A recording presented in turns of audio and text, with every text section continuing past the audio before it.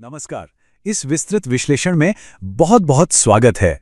आज हम एक ऐसे विषय पर बात कर रहे हैं जो हर एक करदाता के लिए एकदम जरूरी है।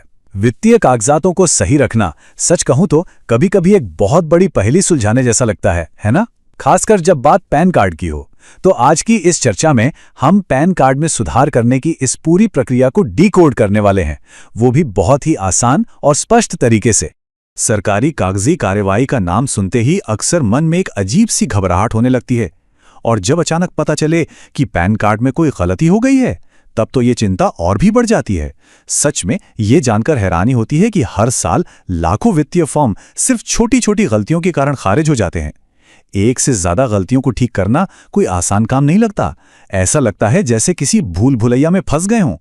लेकिन मुख्य सवाल यह है कि इन गलतियों को बिना किसी परेशानी के एकदम कुशलता से कैसे ठीक किया जाए।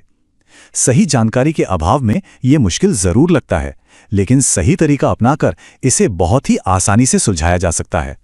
ठीक है, आइए इसमें गहराई से उतरते हैं। इस प्रक्रिया को आसान बनाने के लिए हमारा आज का रोड मैप कुछ इस तरह है। 1. पैन कार्ड की आम गलतियां। 2. ऑनलाइन सुधार प्रक्रिया। 3. जरूरी दस्तावेजों की तैयारी। 4. आम गलतियों से बचना। और अंत में 5. आवेदन की स्थिति ट्रैक करना। बस यही वो स्पष्ट कदम है जो इस पूरी प्रक्रिया को बेहद आसान बना देंगे। तो चलिए पहले भाग से शुरुआत करते हैं। भाग 1, पैन कार्ड की आम गलतियां और इन गलतियों को समझना।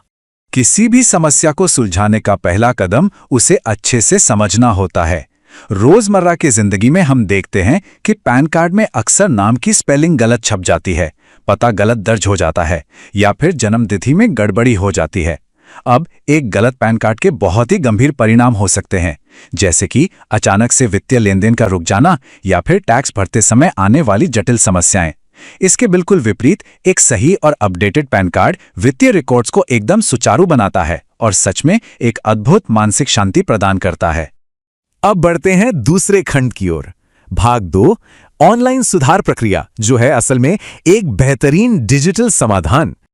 और ये बहुत ही शानदार तरीके से दर्शाता है कि कैसे आज के डिजिटल युग में कागजों को लेकर इधर उधर भागने की बिल्कुल भी जरूरत नहीं है। आयकर विभाग की आधिकारिक वेबसाइट इस समस्या का सबसे बेहतरीन और समय बचाने वाला समाधान प्रस्तुत करती है। ये एक बहुत ही क्रमबद्ध यात्रा है।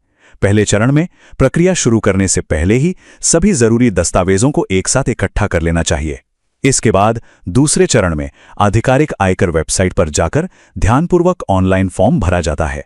और अंत में तीसरे चरण में यह सुनिश्चित करना होता है कि दी जा रही जानकारी की स्पेलिंग आधार कार्ड या वोटर आईडी जैसे आधिकारिक दस्तावेजों से पूरी तरह मेल खाती हो। चलिए तीसरे खंड पर आते हैं। भाग 3, जरूरी दस्तावेजों की तैयारी, यानी खुद को प्रमाणों के साथ तैयार करना। इस पूरी प्रक्रिया को एक तरह के अभियान के रूप में देखा जा सकता है। डिजिटल पोर्टल की दुनिया में कदम रखने से पहले आवेदक को सही ढाल और हथियारों से लैस होना चाहिए।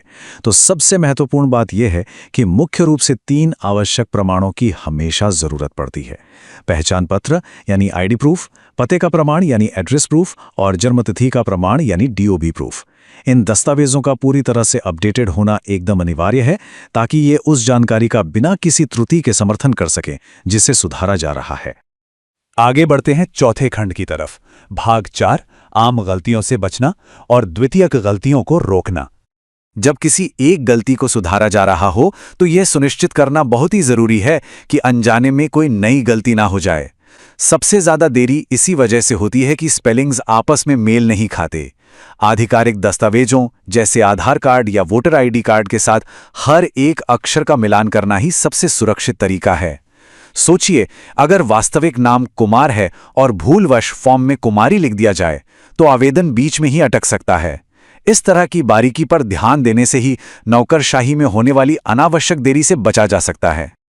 अब आते हैं अंतिम और 5वें चरण पर। भाग 5, आवेदन की स्थिति ट्रैक करना और प्रगति की निगरानी करना। फॉर्म जमा करने के बाद ही काम पूरी तरह खत्म नहीं होता। अब इस स्लाइड के बारे में जो बात वास्तव में दिलचस्प है वो ये है कि पावती नंबर यानी एक्नॉलेजमेंट नंबर की असली ताकत क्या है।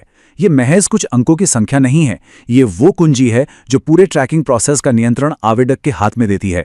आवेदन जमा होते ही जो पावती नंबर मिलता है, उसी का उपयोग करके उसी ऑनलाइन पोर्टल पर यह पता लगाया जा सकता है कि सुधार प्रक्रिया कहां तक पहुंची है या कहीं विभाग को किसी और जानकारी की आवश्यकता तो नहीं है। इस पूरी चर्चा को समाप्त करते हुए यह एक बहुत ही गहरा सवाल सामने आता है, आज व्यक्तिगत वित्तीय रिकॉर्ड वास्तव में कितने सुरक्षित और सटीक हैं? पैन कार्ड जैसे महत्वपूर्ण दस्तावेज में कोई भी छोटी सी चूक भविष्य की वित्तीय योजनाओं पर एक बहुत बड़ा असर डाल सकती है। इसलिए ये हर करदाता के लिए फायदेमंद है कि तुरंत अपने आधिकारिक वित्तीय रिकॉर्ड्स की जांच की जाए, क्योंकि सही और सटीक जानकारी ही किसी भी मजबूत वित्तीय सुरक्षा का सबसे बड़ा आधार होती है।